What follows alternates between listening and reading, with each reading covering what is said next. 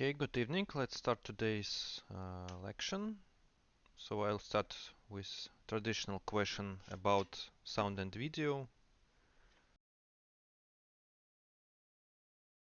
So please give me a sign. Do you hear me and do you see my screen with IDEA opened?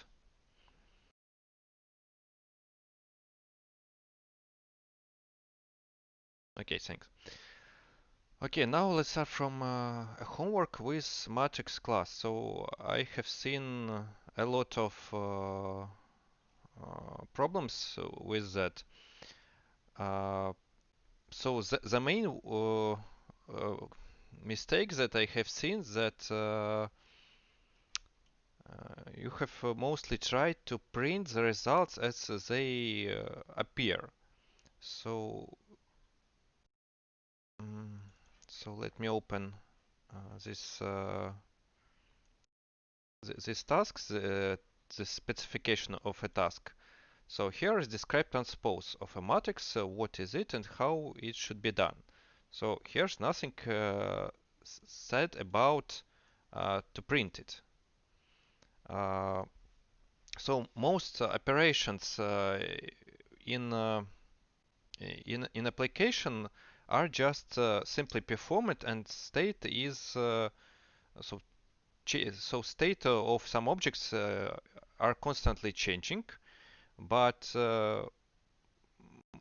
most of times this is not anyhow printed or visually seen. So, for example, uh, if we are writing some application that takes some file contents, processes them, and writes results in another file, we will not see most probably some this states in the middle with everything printed out on the screen. So what was meant to be done here? We need to transpose matrix, so change rows and columns by places, and so change a state of this class. And then if we want, we can print this matrix. So we have functions that prints internal data. So we can transpose matrix and then we can print it. We can print it once more if we are not happy with first try. We can transpose matrix once again. We can print it. We can not print this. So it's not a great when function performs two things at once. So function usually is doing only one thing. So maybe that prints or maybe that's calculates something. Maybe that's changes state in another way or so on. But when function performs a lot of not really connected things together, that's not a good practice. So mm, now let's try to write it how this was meant to be done. So we have a public function, and this will be of type void because we will change this contents of this inner array. So we do not expect anything returned here. Let's call it function transpose. So we always are writing function names with lowercase. The only exception is for constructors, but all other functions are written are named with lowercase letters. So, and we do not expect any parameters here. So everything we need is located here in our inner array. Now let's perform transpose itself. So here I've seen the right ideas about two for loops and changing place of E and J. So that was absolutely the right idea. So here I will just copy paste this code. But the main idea here was so we cannot just change these values. So where it is, so we cannot just overwrite. For example, we are going here with the first row, so we cannot just put take this value and put here in the opposite corner, because we will overwrite value here and we will cannot put it back here.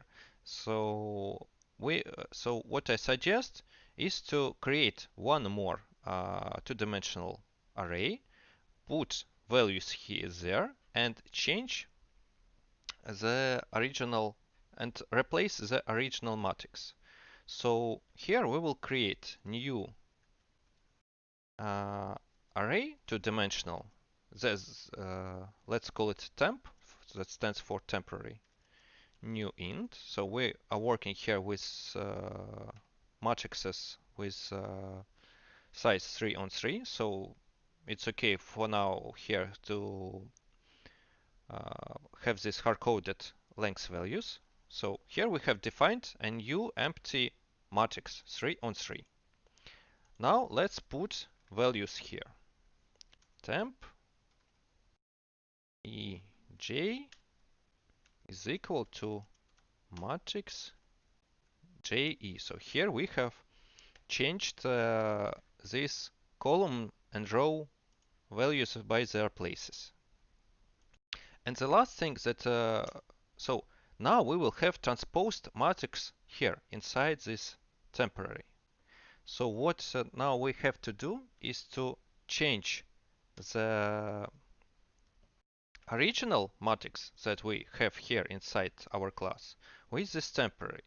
So this temporary will be collected by garbage collector and removed. So we do not have to worry about this memory used. So this is just working variable where we will put our intermediary results, and after they are completely calculated, so after a for loop, we will change our original matrix with this with this transposed. And now our function is complete, and now we can launch it and test. So I'll get back to matrix launcher, and here I can try to transpose. So this function will be called and executed, and so this code will be used, executed, and so on. But I will not see anything on the screen. So that's not a problem, because as I have said before, most executed code is executed, let's say, silently. So we do not see all the intermediary results on the screen. So if I want, I can print this matrix. We already have everything necessary. Once we have defined print cell function, we can print the contents of this inner matrix on the screen. And so we can do it even more times if we want. And I have once mentioned that if we transpose matrix twice, so it will be the same as original. So let's transpose and print it 2 times. So after the second print self, we will see an original matrix. So here earlier in the code, we have when we have just created matrix, we just printed this. So let's put here some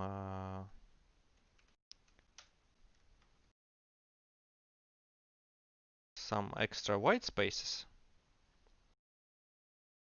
and let's run it. So here what we see. So here it is 3 first lines. It is original matrix when we have just created this and then printed. Next, here we calculated determinant, and here we have, okay, let's create our output more convenient to see. So here, no, we need one more.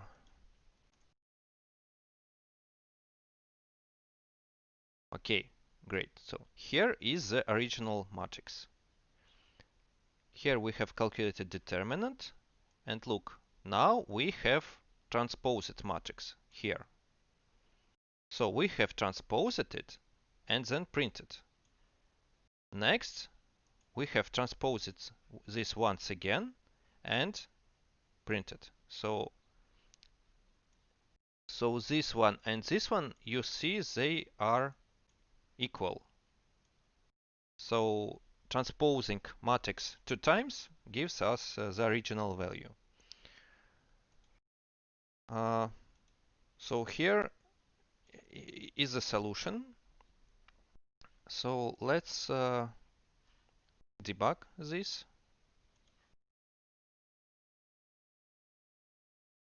Because here we have some important moments.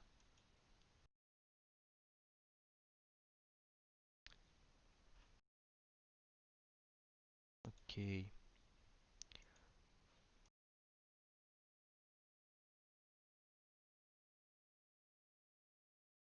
So when this function starts, we are defining just empty matrix array 3 on 3. So here it is, temp called, and here we have all null values for all 3 rows. Next, what we are going to do is fill this with values from original matrix.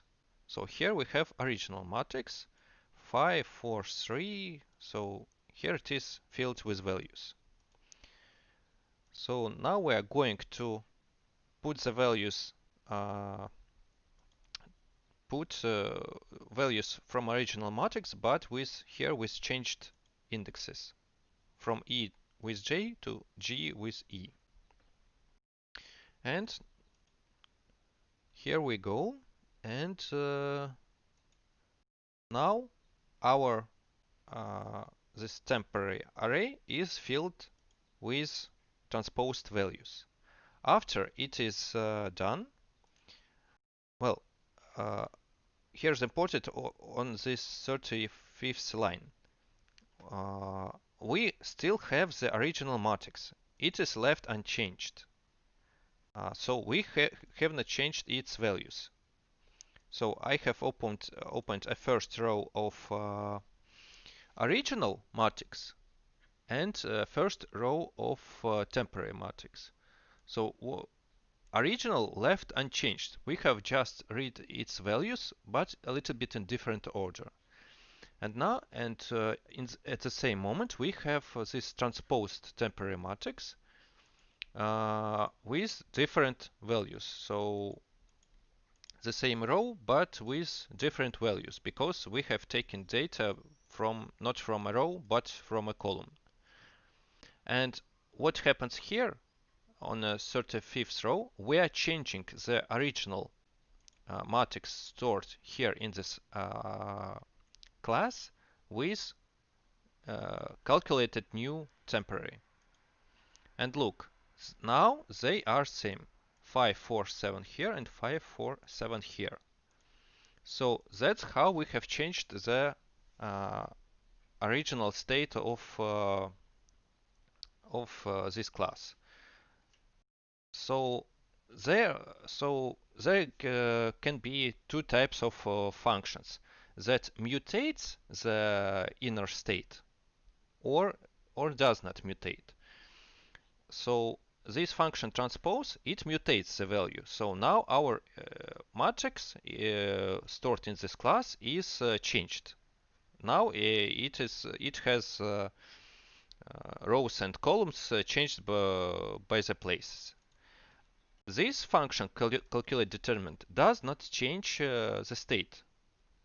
So it just calculates a new value from matrix contents and just returns this. So this does not change, does not mutate the inner state. Function print self also does not mutate the inner state. So it just takes the elements and just prints them on the screen. But again, please do not print the results once you have just got them. So that's not always necessary on every step. So it is now clear with this transpose function why it is done so, and so what does means this terms function that mutates state and does not mutate.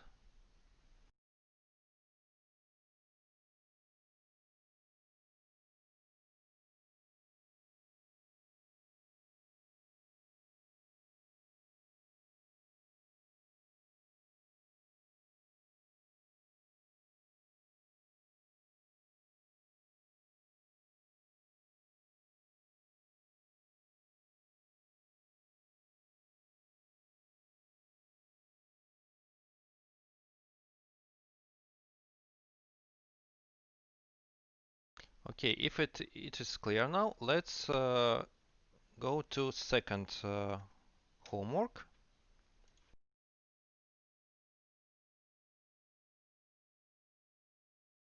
Geometry and line.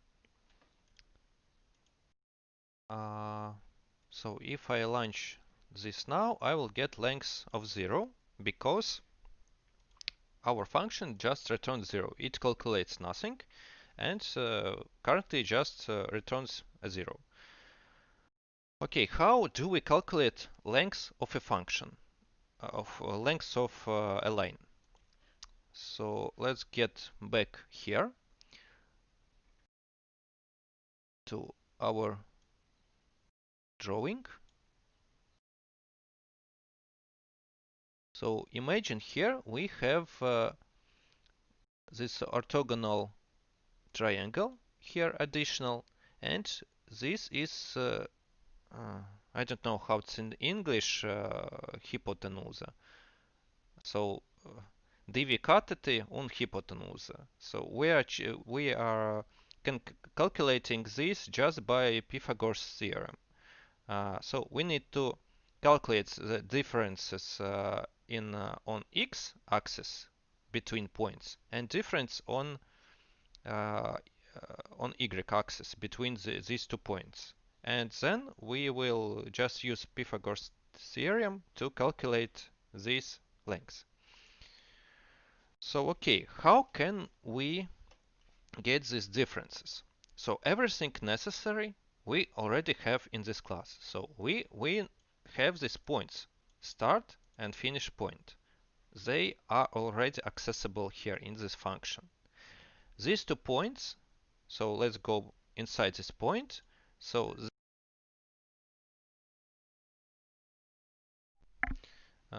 these points contains this x and y coordinates. Also, we have an example here when we have printed this line. So that's how can we access that final values. Okay, now let's calculate difference on x-axis. So let's call this diff x is equal to start point get x. So no, from finish get x minus start get x. But anyway, it does not matter. In our case, if even if we will get this negative value when we're taking this in a power of 2, we will get the same value. So really, this doesn't matter in this case. We're doing we're subtracting start from finish or finish from start. And here, let's calculate difference on y-axis. So finish get y minus start get y. Okay, and so we have this differences calculated. Now let's calculate the result. Double, let's call it length, is equal to SQRT function. So here we need this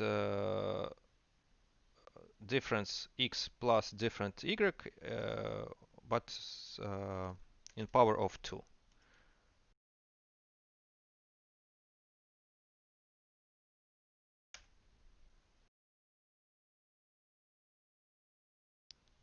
Okay, let me place here additional brackets to make it more readable. And so this is one of the cathets in power of 2, and here's another. So we are currently adding them together and taking a square root from all this equation. And now when our length is calculated, let's just simply return it. And okay, let's debug. So this looks, we will get result.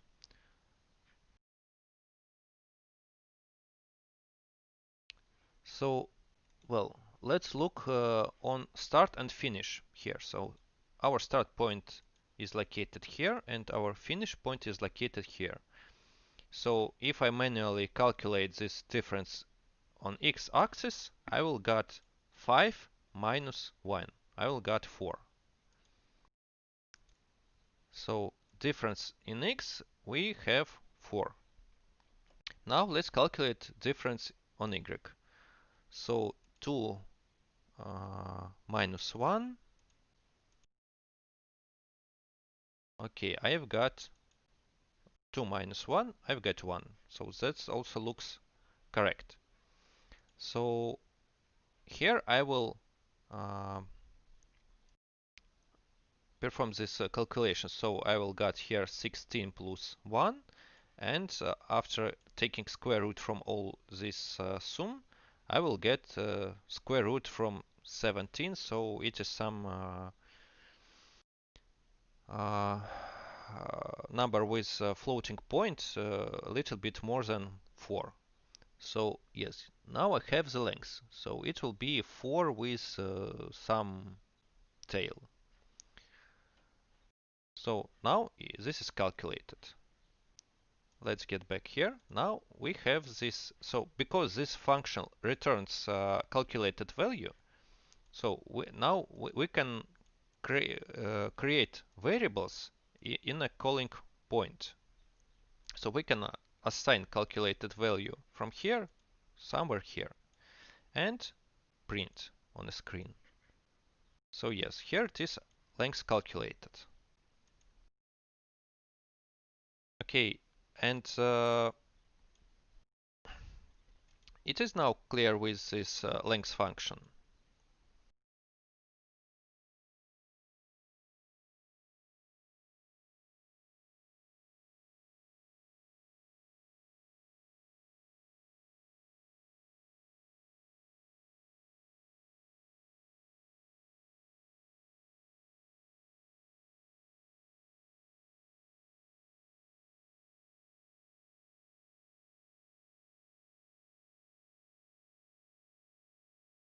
If no, then why?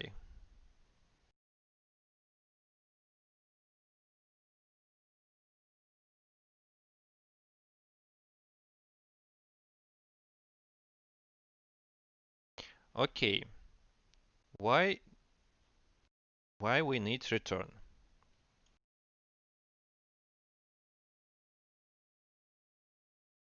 Okay, let me change code a little bit. Okay, let's create our function simply. Uh, okay, let me enter something here. I don't know. Hmm.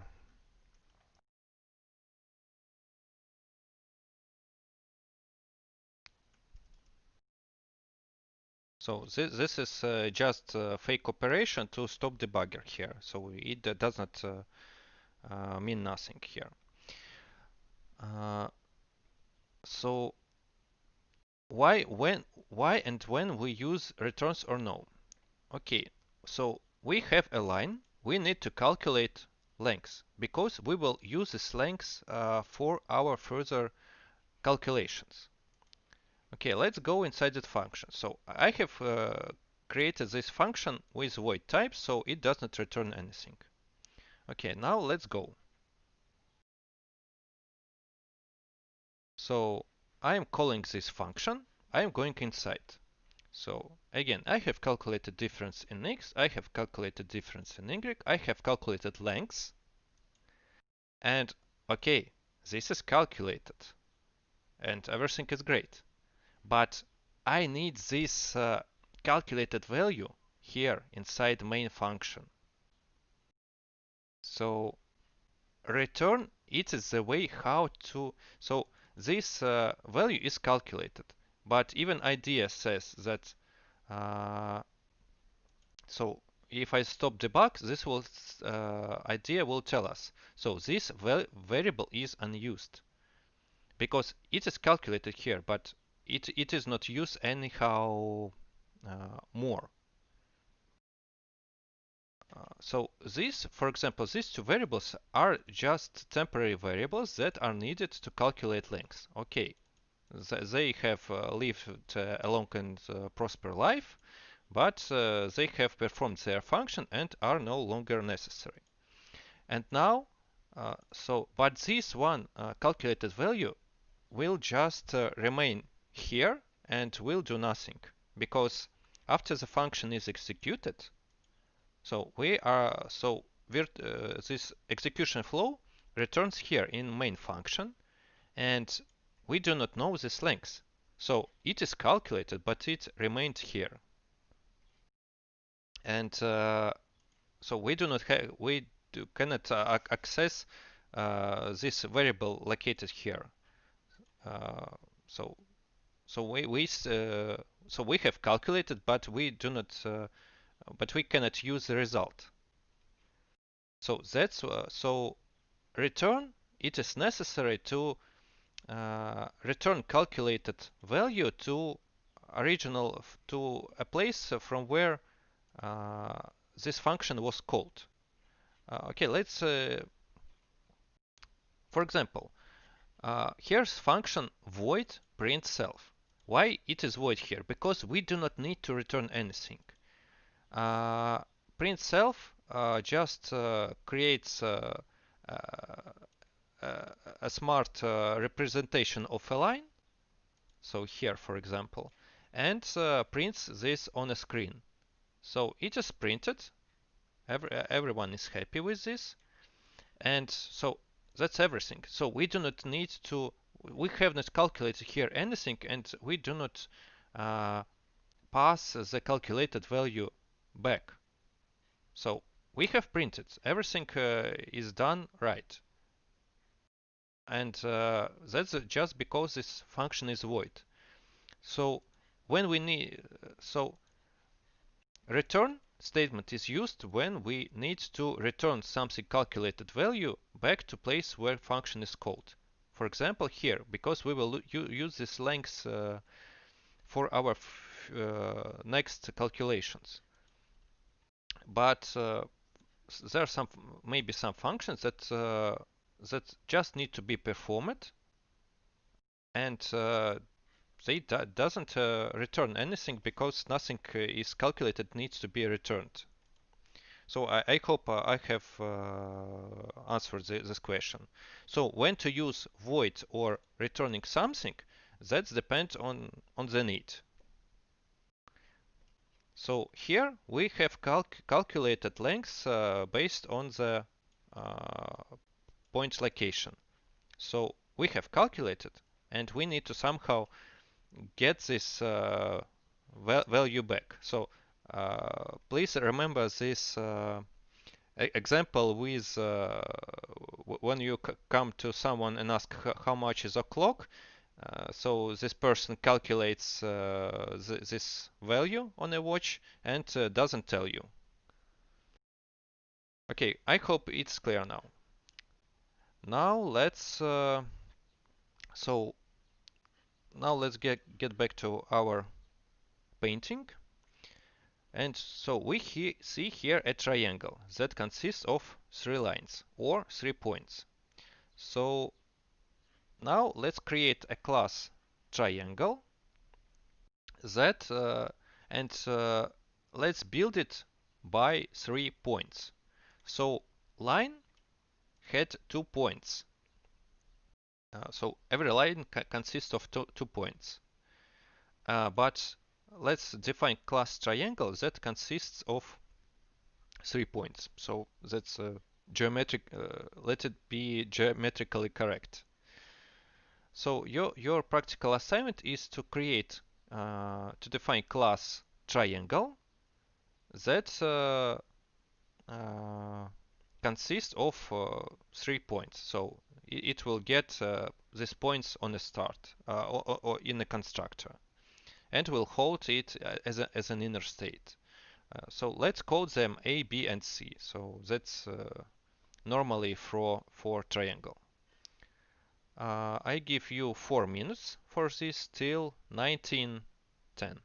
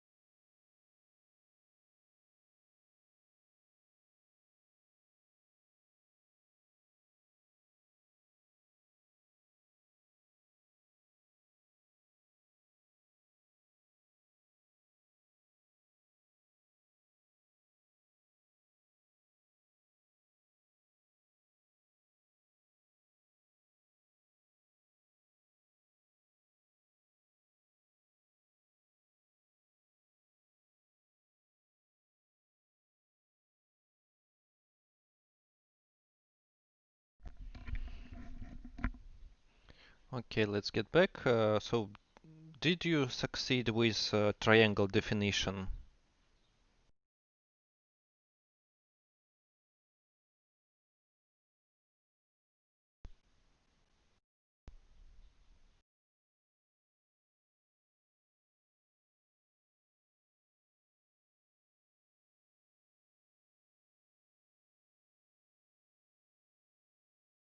Okay, let's check. Okay, let's create class triangle. And here we have, actually we have the same S line, but with one point more here inside. Okay, let's create private point A,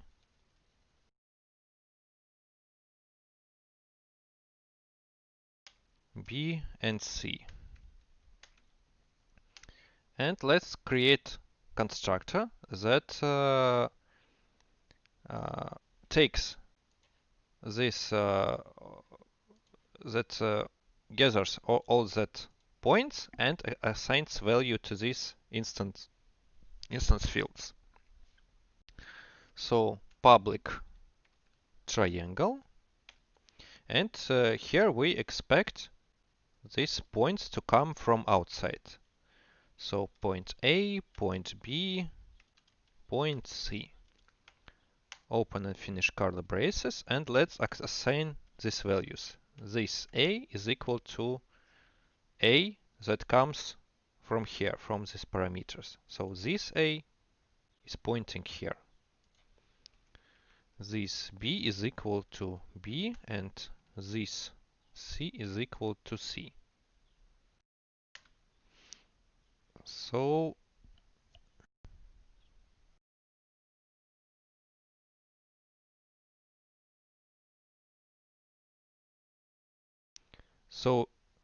you need class points that so you can take it from a GitHub, our GitHub. There you can take class point and class line. So if you have imported something like JAVA8, that's not correct. That's built in Java tools for drawing on a screen. We will not cover them in this course. So everything needed is on our GitHub. This class point and class line. So class triangle we are doing together now. Okay, and okay, here is our triangle. Uh, so the main thing that we need to calculate here, it is area of triangle. So how can we calculate it?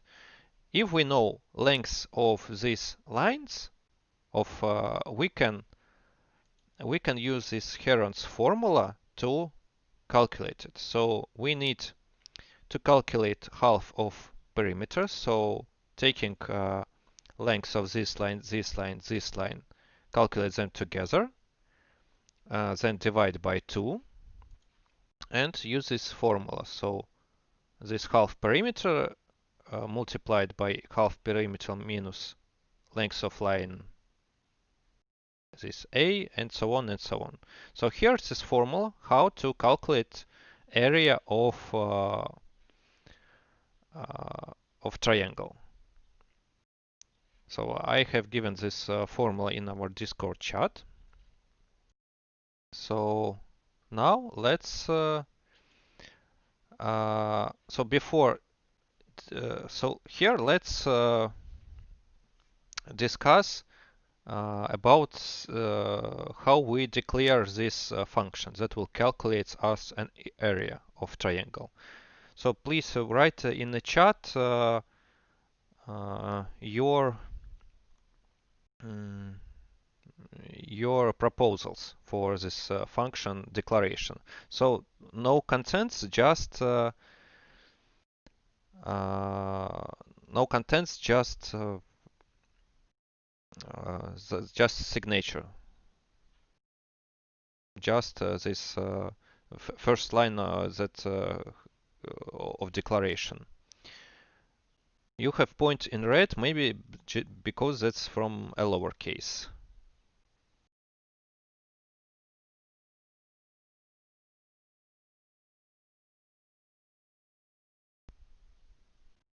So our points are started.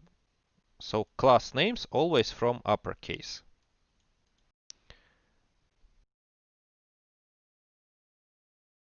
Have you done this class triangle in the same package where as point? If not, you will need to import it, but better to have them in one package. But current question it's about area of triangle. Uh,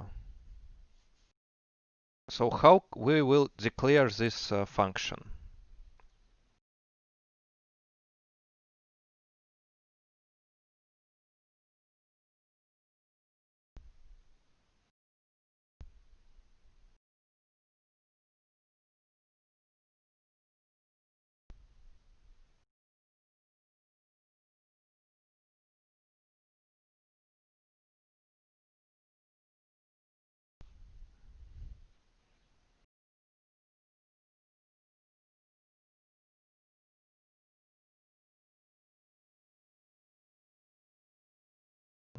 Any proposals, any ideas about that?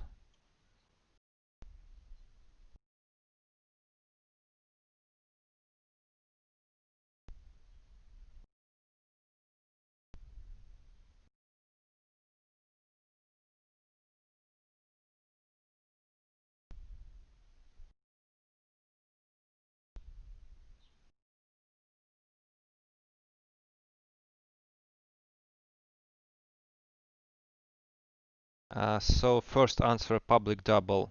Yes, that's correct. About do we need getters after constructor?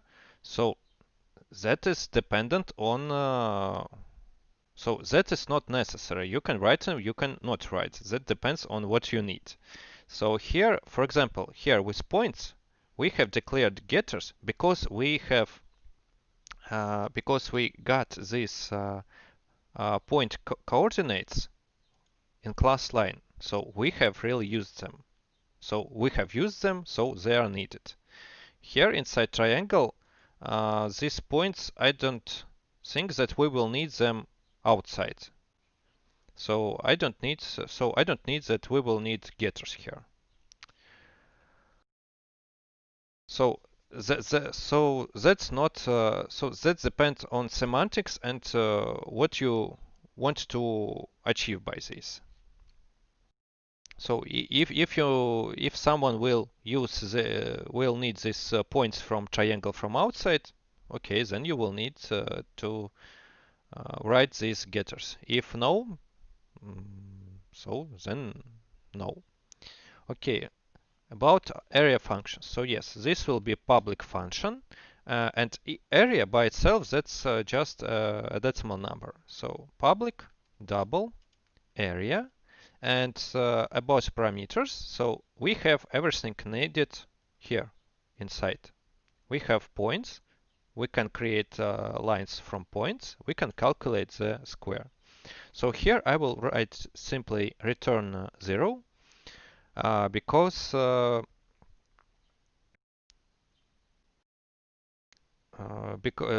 this would be compilable. So this is a declaration of function area.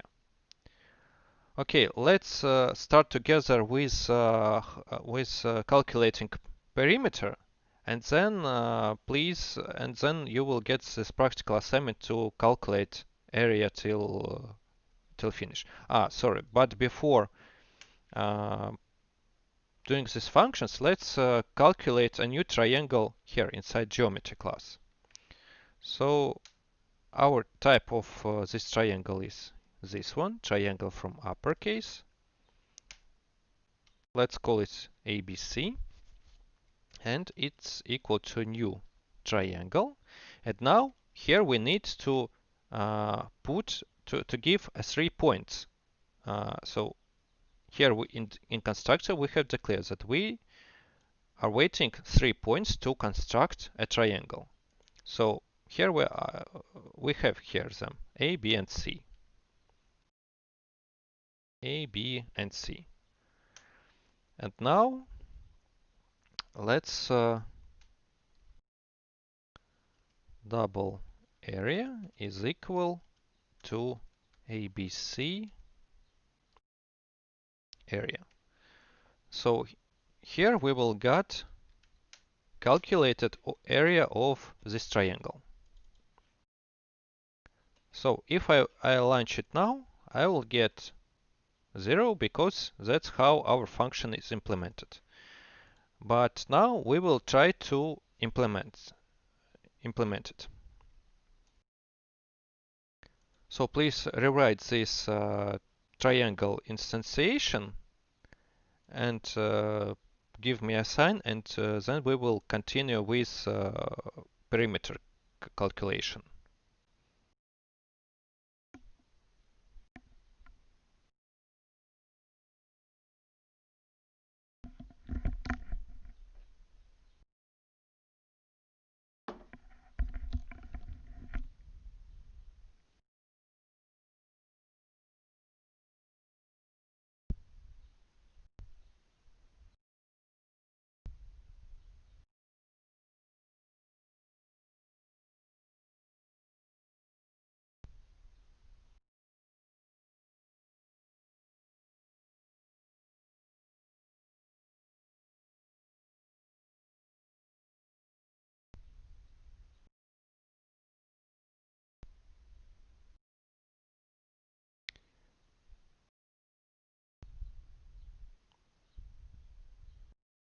Okay. So the first step, we need to calculate this half of perimeter by formula. So let's first create a function that that will calculate us a half of perimeter. So looks like the signature will look very similar to area.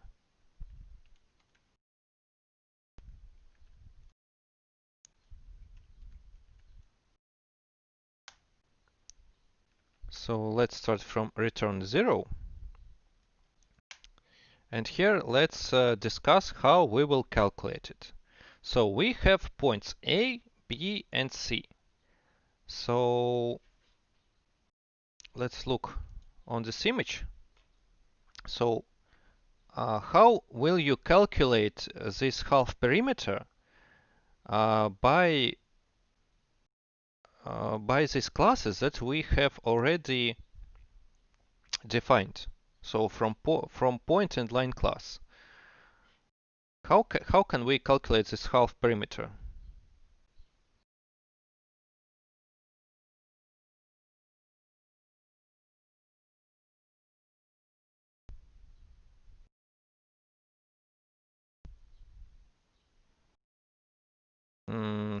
You mean that half perimeter? Yes, we can place this calculation of half perimeter into function area.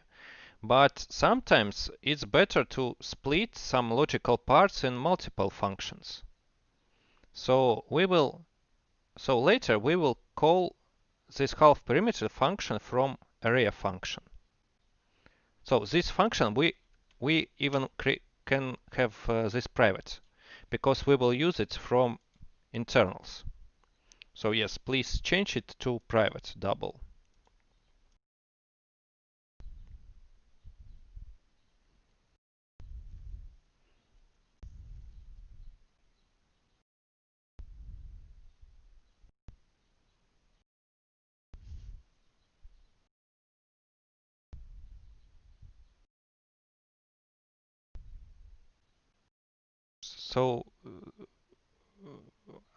So are you satisfied by my answer? So yes, we can calculate half perimeter inside of area function, but it's better to. But sometimes it's better to split some big calculation into multiple functions. Okay, I've got question, find the length of all lines and count, yes, and divide by 2. So great, but this requires more, so that's correct, but it will require, it requires more explanation. So how we will get length of line, for example, this. Let's name this point. So let it be A,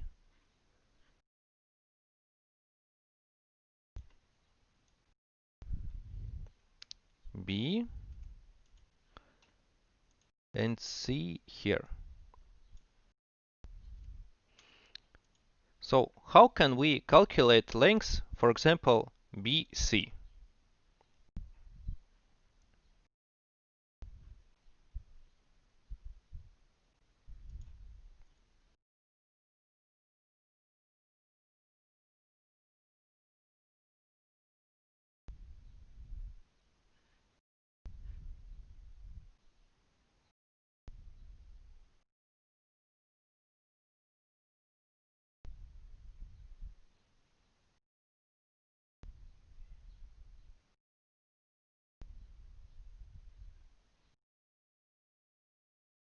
Yes, the same way as in homework.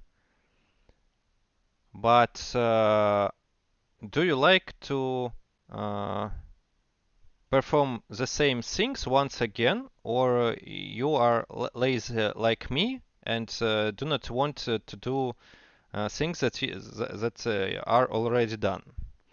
So yes, of course we can take this point B and so here return to class line and to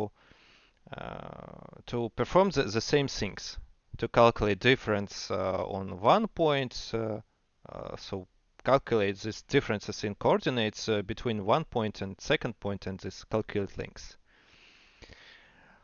Okay, so let me show you how so the benefits of this object-oriented approach. So we already class line and we already know how to calculate length. So the idea is, so and here we got the points. So the idea is to create a line, for example, BC, create a new line from these points, B and C. So so that doesn't cost much for us to create a new object. So here we created a new line and we can get it length. BC length.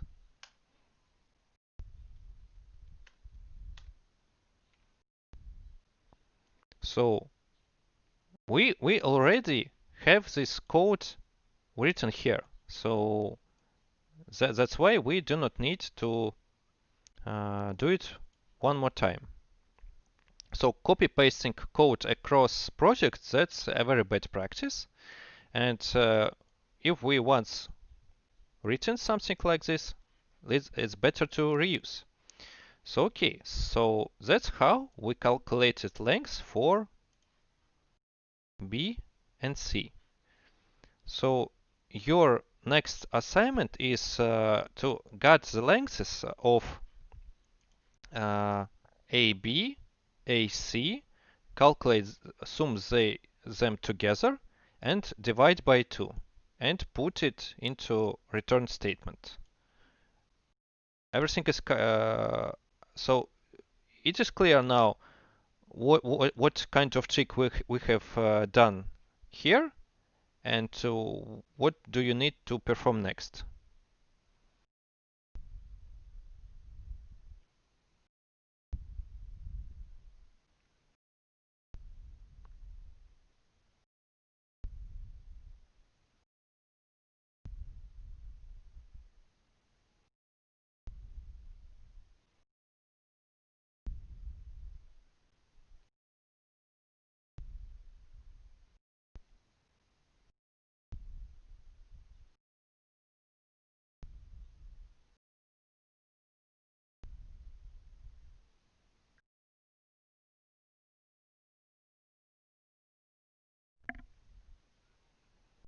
Okay, if it is clear, so I give you 5 minutes to fully implement this function. So let's communicate back in 1935.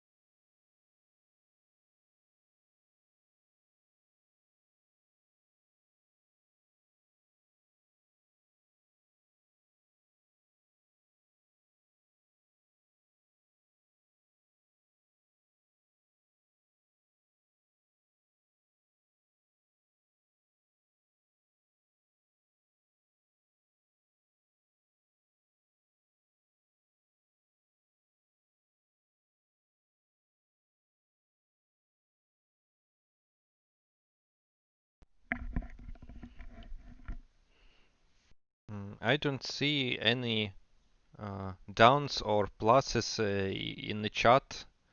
So did you achieve the results here with calculating half perimeter?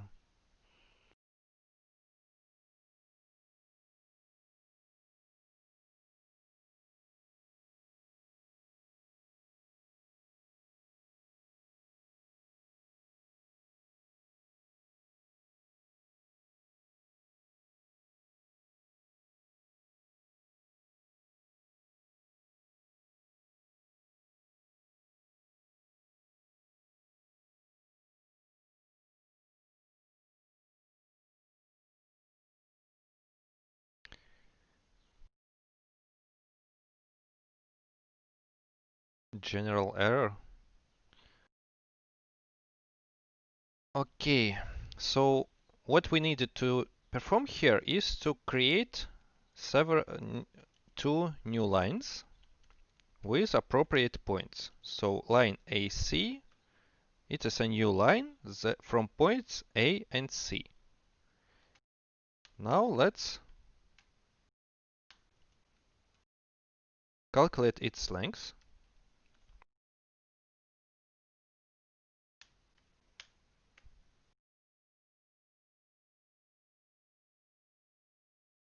And let's perform this trick once more. So now we have line A and B.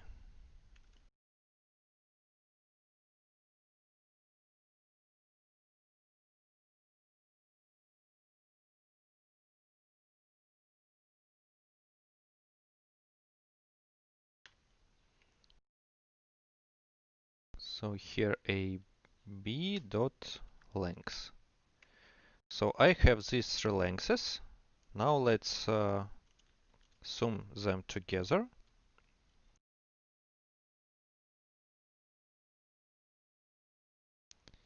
So here we will need this parenthesis and here divide by 2. And better to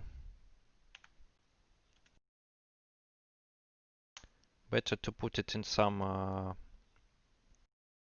variable. So did you got something something that looked similar to what I have here?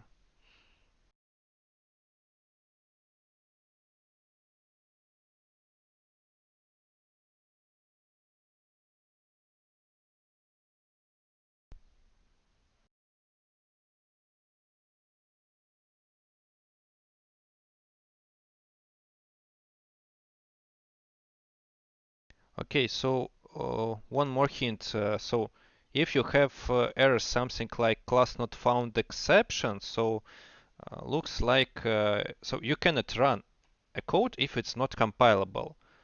Uh, One more reason of that can be that this class doesn't have the same name with like with file. So file name should be the same as class name. And we can have only one public class in one file. Or there may be some packaging problems. So now I have realized that this half perimeter function is not a great, was not the best solution, because for area we will need to calculate this length once more. So I will show you some better example of using inner functions.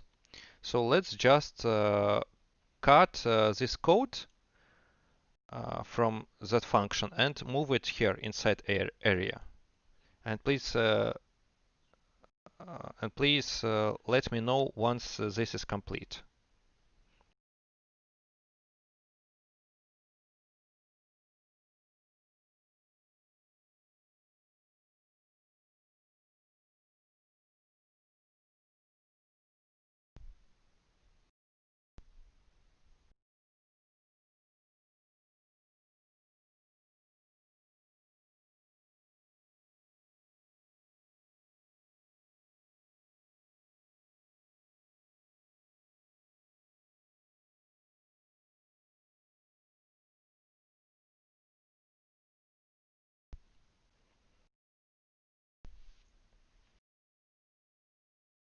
Okay, if it is done, now you have everything needed to calculate area of this triangle. So you have calculated half perimeter. You have already calculated length of each line. So you have numbers that represent these triangle side lines. And now it's just enough you to use these numbers inside this formula. And when you will calculate it, so you can return result and launch this geometry class, and you will see some results here. So you will need to change this return 0 to some calculated result. So okay, let's let's then meet after 9 minutes on 1950.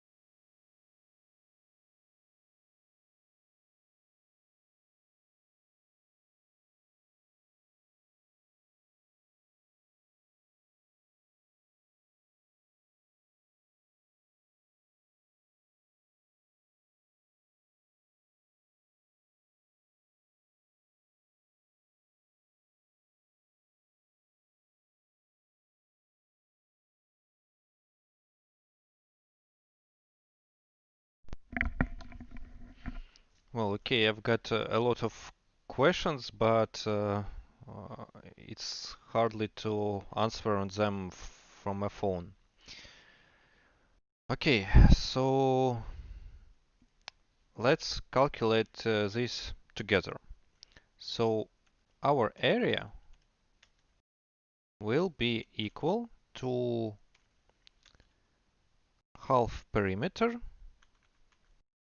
just by formula, multiplied by half perimeter minus length of every line, and multiplied all together, and square root taken from this. So half perimeter multiplied by minus 1 of lines. So if you have very long calculations, you can split them on multiple lines.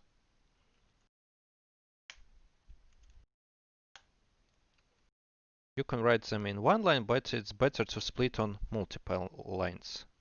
So half perimeter minus BC length. And let's take this. And now we need to take square root from all this. So mass SQRT. Here's opening bracket, and here's finish bracket. So here we have calculated area, and let's return this. So now let's try. And I have calculated area, so you might have a little bit different results. So most probably you will have 7.0000 and so on. But if you have results very close to 0, for example, this 6.9999, so let's imagine that they are the same.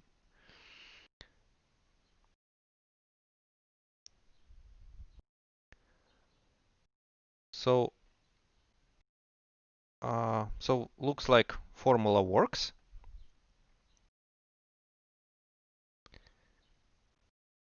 Yes, so if you have 7.000 and so on, so that's also okay. If you got 0, most probably you haven't changed this return statement. Or maybe you have some, maybe you haven't calculated something this correctly. So now you should, let's say, understand the power of object-oriented approach. So let's have some retrospective view here. So I'll put this calculation inside in GitHub, and you can